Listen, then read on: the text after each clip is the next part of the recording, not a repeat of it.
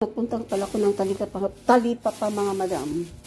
Ayan, pumili ako ng bawang, sibuyas, mantika. Ayan, bumili ako ng kalahating kilong manok, guys. Kalahating kilo, pero konti lang, diba? At bumili rin ako ng kangkong. Ayan. 10 piso.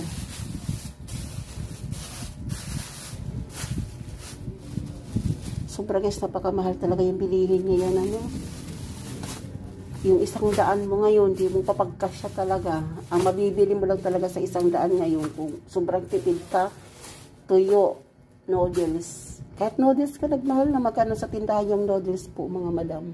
Nasa mga ihugasan ko, nasa 11 pesos. Tapos yung tuyo, nasa 20 na. 4 na piraso. Hindi pala ako nagsaing kanina. Yan, may tira pa akong sinaing, guys. Mga hugasan namin dito. Kaya hirap budgetin ng pera talaga. Yung 1,000. Walang budget na wala na yung naman. Budget ko na talaga yung 1,000 sa loob ng 1 linggo. So, yan lang po, guys. Bye-bye. Magluluto muna ako, mga madam.